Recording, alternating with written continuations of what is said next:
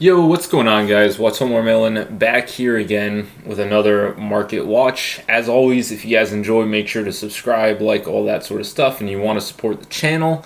The best way to do that is to just click the eBay link in the description before you make any purchase on eBay. So, starting things off, we have quarter century secret rares. These have been the talk of the town for a long time now. And so just taking a look at the front page, you can already see from Battles of Legend Monstrous Revenge, IP Masquerena has already been overtaken as the top quarter-century secret rare out of Monstrous Revenge by the Bestial Lubellion, which I believe is a card that you play in Branded, so people want their max rarity decks. And it's not a super big surprise that this card, which I don't believe had a Starlight Rare, I think its highest rarity was a Secret Rare prior, is now the most expensive card from the set. IP Masquerena is really settling in.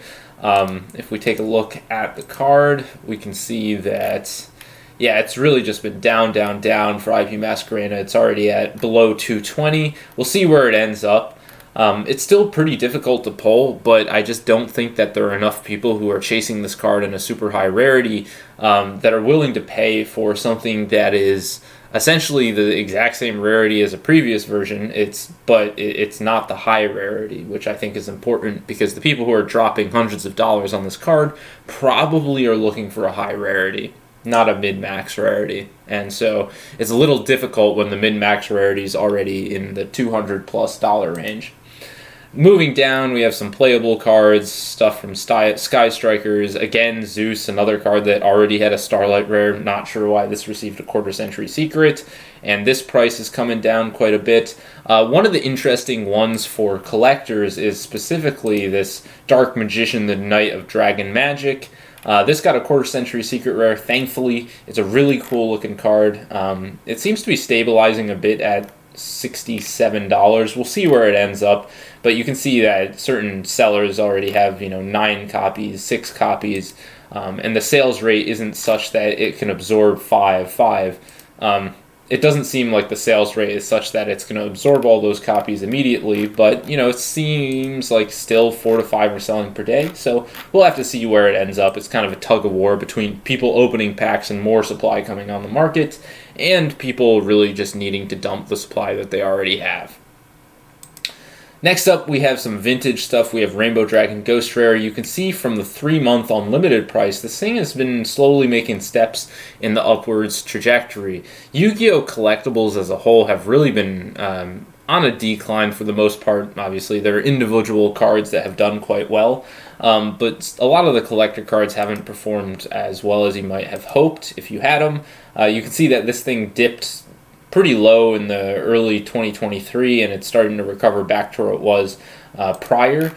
If we look at Near Mint Unlimited, you can see that there's one left at 263, and then it immediately makes essentially a $20 jump or so. And then after that, you can see Near Mint Unlimited, or Near Mint First Edition, is around $450, and there seem to be quite a few there. So we'll see where the card ends up. It's a beautiful card, the first Ghost Rare ever in the TCG, so it's not surprising to me that this holds quite a lot of value. In fact, I think that this is one of the cards that I think, for me, would be worth it at the prices that we're currently seeing. Next up, we have Blue Eyes White Dragon Ghost Rare SDK artwork out of Ghost from the Past 2. Ghost from the Past 2 is always just an interesting case study because it's something with incredibly high demand but incredibly high supply, and so seeing where these cards end up is interesting to me because we don't see sets where the demand is so high from a more casual audience, a collector audience, while still having incredible supply. And you can see that there's one at $165 from a verified seller. So, it's still quite available. You can see that it's kind of been going up and down and up and down over the past year. So it seems like the market isn't sure where this card should lie because every time it really dips low, people start buying it up again, and then it dips back down. I'm actually interested to see what the sealed product looks like on this. So yeah, again, it's just dipping, changing. You can see that there was a little bit of an increase in price that occurred back in December 2022. essentially at New Year's of 2023, and then it sort of went up, and it's just been kind of fluctuating around $68 or so since then. You can see that there's still a ton of supply of this stuff on the market at 68, just below $70.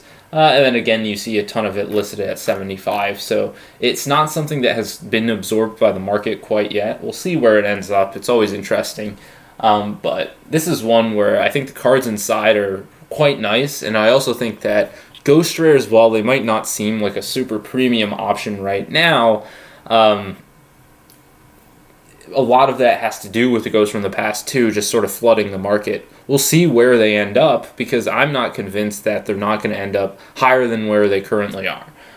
It's just that it's always been a coveted rarity. They're still somewhat difficult to pull out of Ghosts from the Past 2, even though they made the rates about twice as frequent as before. So I'm not convinced that they shouldn't rebound once there's no longer this yearly dump of Ghost Rares into the market from Ghosts from the Past 1 and Ghosts from the Past 2.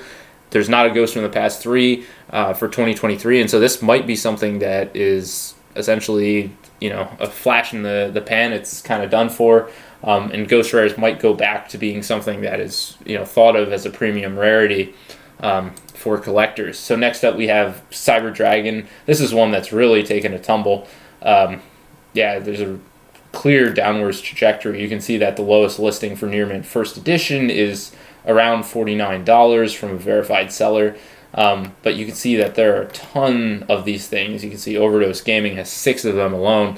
So it's unclear to me that this thing is really going to recover all that much. And something that I would consider before you pick this thing up is that Cyber Dragon should be getting a quarter century secret rare out of the Megatins. And so, if it gets that quarter century secret rare, where does that leave Cyber Dragon Ghost Rare?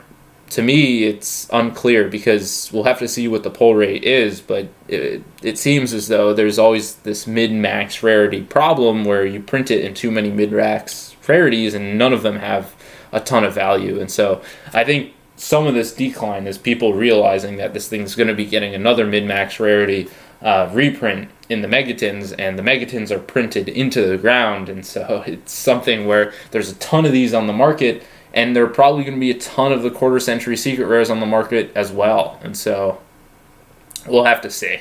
It's not clear.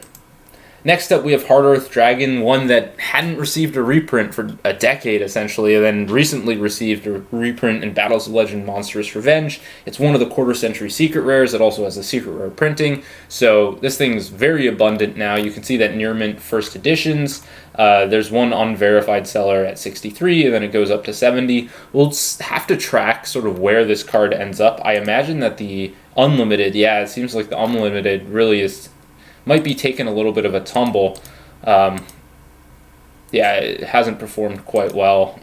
It's really, really going down over this past year. Now, some of that is just the card market as a whole going down, but this thing has suffered a little bit. And it seems that a card that was once $100, these sort of mid-era cards, this is a beautiful card. I love this one. It's just they're finally getting the reprints and the min-max rarities, and it's sort of tanking the value of a lot of the stuff that used to have some value. Next up, we have Firewall Dragon out of OTS Tournament Pack 16. This is one that, has kind of been up and down and up and down. It's right now pretty cheap. You can see there's an Italian copy. I'm actually going to buy, I think, one of these, because this is actually a really good deal on Italian copies. And then there's also Near Mints Unlimited in English for $19. That's not a problem at all. So this is a pretty cheap card. It's one that I'm interested in because I've been sort of getting into a lot of the Firewall Dragon stuff. It also has the Ghost Rare, so I don't think this is particularly investable because the Ghost Rare is probably going to be the high rarity. And then it has an original print secret rare, which is dirt cheap. So it's just one that for me is interesting, but it's still a super, super cheap OTS Tournament Pack Ultimate Rare. And honestly, these OTS Ultimate Rares used to be thought of as kind of these really premium options. They went really crazy during the pandemic, and recently they've sort of fallen out of favor from where they once were. Next up, we have Gilgarth out of Gladiator's Assault. Obviously, basically no sales. The last one was on what is that, March 30th for an unlimited copy at $300. Unlimited copy for Near Mint Unlim is $400, and the Near Mint First is double that at $800. Just an interesting card, fun vanilla, that is very, very rare out of Gladiator's Assault. I believe it's shorted as a secret rare out of Gladiator's Assault, so it's essentially impossible to find. We'll see where it ends up. Dark Magician Girl, the Dragonite, another one of these mid-era Yu-Gi-Oh cards. It has this original print secret rare out of the first Dragons of Legend, but I think that people are expecting this thing to get some sort of mid-max rarity. Probably a quarter century secret rare. This would be an awesome candidate for collector rare. I don't see it really getting an ultimate rare. I think it's really between the collector rare or the quarter century secret rare, so I don't know if it's a good pickup. Some time ago, before quarter century secret rares were announced, I would think this was a pretty good pickup, but nowadays it's quite likely that it gets sort of this mid-max rarity, and so we'll have to see where it ends up. Near Mint Unlimiteds, let me get out of these Korean copies. You can see that there's an unlimited at $35, and then a first edition at $63. Now, again, I don't know if this is really worth picking up, because specifically if you're looking at the first edition, you can see there are a lot of copies around 65, and the sales rate is not really, well, actually, there have been, I take that back, there have been quite a few sales. However, at the same time, is this sale, okay, no, it's just there recently have been a number of sales, but is this something that is going to be able to compete with the impending mid-max rarity reprint? We'll have to see. It's uncertain. Next up, we have Masterpiece. Awesome, one of the most iconic mid-era cards, or I guess sort of more modern cards out of Maximum Crisis. Same set that Ash Blossom released in. It's one that has been climbing a bit recently. You can see that there's an unlim at around $15.49, and then we also have a Near Mint First Edition at around $20. Cool card, but we'll have to see where it ends up. It's a fun one. I like this card because it has some history on the ban list and the like, and it's thought of as one of the strongest cards, especially for its era. So as a collectible, it's interesting, but it always risks that sort of mid-max rarity reprint. I don't think that, even if they take it off the ban list and then give it one of those, it could do. One of the problems with these sort of more modern cards is that people tend to favor those reprints of technically higher rarity over the original print secret, i.e. look at something like Firewall Dragon, where the first edition secret rare is $5, and then the ultimate rare is around $20, and then the ghost rare is around $50. That sort of stuff could happen to Masterpiece as well. Looking at another Gladiator's Assault secret rare, we have Tongue Twister, one of my favorite cards of all time. Sales rate atrocious. You can see the last sale was on April 21st for $15 of Near Mint First Edition, and then before that there were a couple more sold at $15. Luckily, there aren't a ton of them out there, so it's not going to be plummeting. Well, I guess I don't know why I said luckily, but it's not something that's probably going to be plummeting because there aren't a ton out there. You can still see them lined up at around $15. Just a fun card. It's one that's never received a reprint, and it's a beautiful card with a nice pun as the name. Rescue Rabbit, secret rare. Here's another example of a mid-max rarity reprint that I think hurt the original printing's card value. You can see that this thing's coming down quite a bit. Near Mint Unlims at around $12. And then if we're requiring that it's also first edition, you can see it's around $20. The collector rare that was printed in, I believe, King's Court, I think, is around a $35 card, and so that occupies that sort of higher rarity printing that people chase after. Here's Sauravis, the Ancient and Ascended Invasion, or Ancient and Ascended out of Invasion Vengeance. Fun card. I think the artwork is really, really cool. We'll take a look at all. I can't remember if this received also an ultimate rare out of Invasion Vengeance.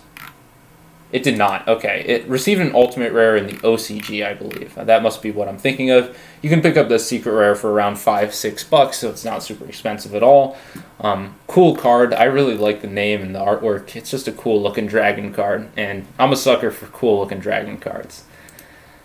Sort of rounding things out, we have Karibo out of Forbidden Legacy. This thing's been bouncing around recently, although overall probably a more downwards trajectory. You can see that it's around $10 for a near mint copy. This is a fun rarity. I love the secret rare of Karibo because its original printing was Metal Raiders Super Rare, so it's a cool printing of an awesome card.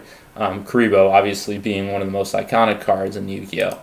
And then finally, we have Jinzo out of the 25th Anniversary Edition Legendary Collection. The boxes are going to be dropping for all those sets that were reprinted quite soon, and it's interesting to think about because you can see that the trajectory is straight down, and this card's already essentially a $20 card for the chase out of Pharaoh's Servant. And so it begs the question, where is this going to end up when people have essentially booster boxes and booster boxes and booster boxes of this card?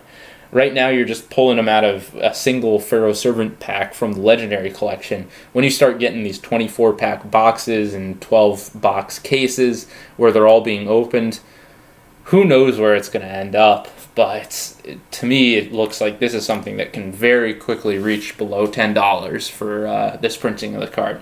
I don't think it looks particularly good in the new style secret rare and new style card format. I think there are other alternatives like the Battle City box, secret rare, that I think make more sense to pick up because they're cheaper. But we'll see where this one ends up as well. Who knows? So hopefully you guys did enjoy and found this informative. If you did, make sure to like, subscribe, all that sort of stuff. It's been your boy Watomarmelon, and peace out.